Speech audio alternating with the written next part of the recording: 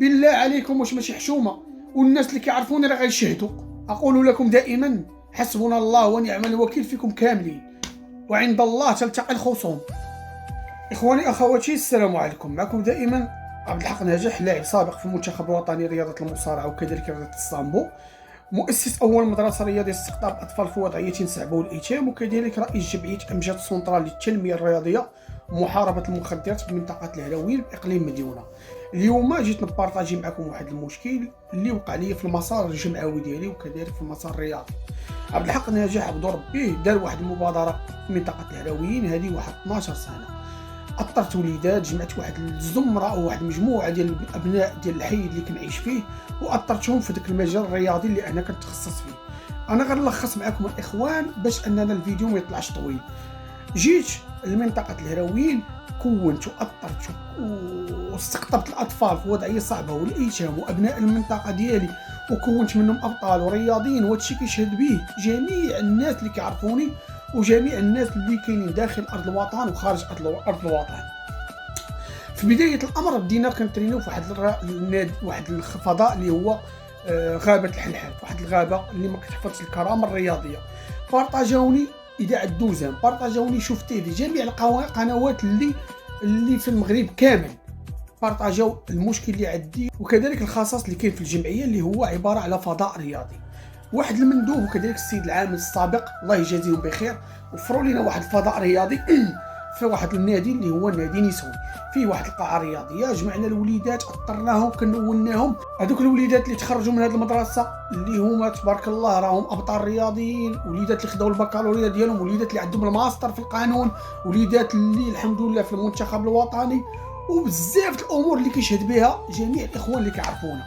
مي انا هذه الرساله غنوجهها لواحد الاخوان اللي تحاربوا معنا والناس اللي حرضوا علينا باش ان واحد المندوبه استغل اننا حنا خرجنا من الفضاء الرياضي واحد الفتره زمنيه ملي كان كوفيد، وخرجنا باش اننا امتثلنا الامور ديال السلطه.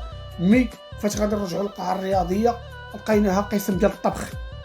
بالله عليكم يا اخواني، قاعه ديال الرياضه كنأثروا فيها الشباب واطفال المنطقه اللي انا كنعيش فيها اللي هي منطقه الهراويل، اللي هي واحد المنطقه معروفه بزاف الاشياء اللي سلبيه في المجتمع.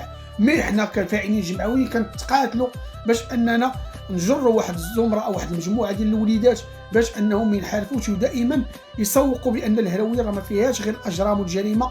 الهراويه فيها ناس فاعلين في المجتمع، ناس اللي كتضرب بهم الامثله في جميع بقاع العالم.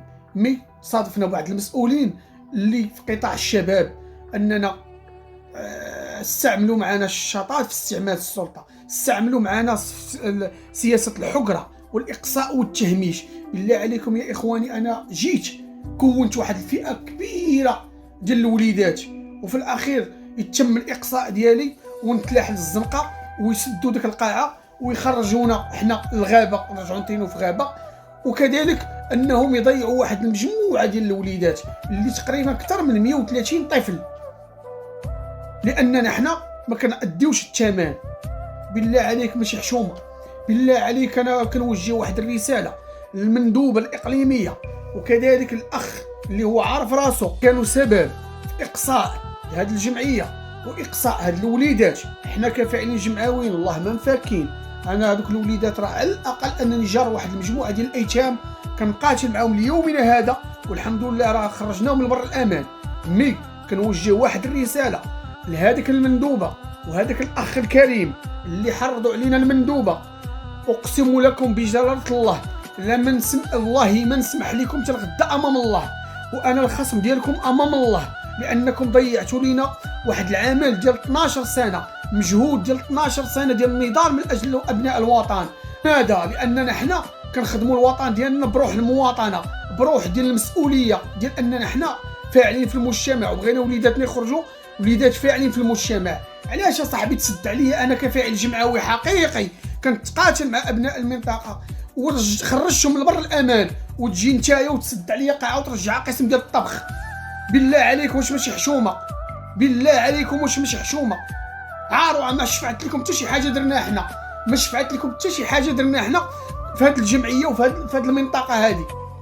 كنوجه تحيه للسيد العامل ديال اقليم مديونه، لانه استقبلني وعطاني وعود بانه غادي ان شاء الله غادي يكون الحل. وكذلك نوجه التحيه السيد القائد والسيد الباشا بشويه الهروين، هاد الناس. لهذا كنوجه لكم الاخوان هاد الرساله. هنا حنا جينا لهاد المنطقه ماشي باش اننا نديرو فلوس. ناصر عامره في راس ماليه بيكالانا، ناصر عامره معمرني خديت شي دعم. هذا كنوجه لك الرساله للسيده المندوبه راه معروفه، وكذلك السيد المندوب بالنيابه، وكذلك دوك الناس اللي حرضوهم علينا. انا اقول لكم امام الله وامام الشعب المغربي كامل، اقسم بجلاله الله خصمكم امام الله، انا خصمكم امام الله. وانا كنوجه رساله الى الرياضي الاول صاحب الجلاله الملك محمد السادس، اننا حنا كرياضيين كنتعرضوا الاقصاء والتهميش من طرف بعض اقول دائما بعض المسؤولين في قطاع الشباب. علاش؟ لاننا حنا كنخدموا الوطن ديالنا بالروح المواطنه، لاننا ما بغيناش اننا نخدموا اجندات اللي كلهم عارفينها. هذا الفيديو الداري وجهته كنوجهه لديك السيده المندوبه، راه عارفه راسها دابا راه في البرنوصي، وكذلك هذاك السيد المندوب بالنيابه اللي كان سابقا. اقسم لكم بالله كنكررها، وهذوك الناس اللي حرضوكم علينا اقسم بالله الى الخصم ديالكم امام الله، واشهد الله انني ما غنتفكش معاكم حتى امام الله سبحانه وتعالى، لانكم نتوما ما ضيعتونيش. انا الحمد لله راه مشيت لمنطقه اخرى وكونت جيل اخر، ودائما في اطار الاشتغال من اجل الوطن، من اجل ابناء الوطن. اما نتوما راه ضيعتوا واحد جيل الاخوان ديالي من الاطفال والشباب ديال منطقه الهروين، لانكم نتوما عندكم مشكل مع هذا الشخص. هذا مشكل ما عندي انا المشكل ديالي هو انني خدمت هذه المنطقه بروح المواطنه، ما مشيتش معاكم بداك الشيء اللي بغيتو نتومايا. مي انا اوجه كلامي دائما الى المندوبه والى الاخوان اللي نتوما كاملين معروفين، وانتوما كنوجه لكم الرساله، انا خصمكم امام الله. السلام عليكم. هذه الرساله بغيت نخرجها من القلب ديالي لانها ضراني. الحمد لله ان هذوك الوليدات اللي نتوما حاربتونا عليهم وصلوا لداك الشيء اللي بغينا، داك الشيء اللي بغيت انا وصلوا ليه، والحمد لله انا راه شادهم وجارهم معايا، وفما مشيت راهم معايا. مي ضيعتوا واحد وليدات اخرين اللي كان من المفروض انهم يكونوا هما ابطال ورياضيين. مي حنا المنطقه ديالنا راه ما مفاركينش عليها. لهذا كنقول لكم الاخوان حسبنا الله ونعم الوكيل.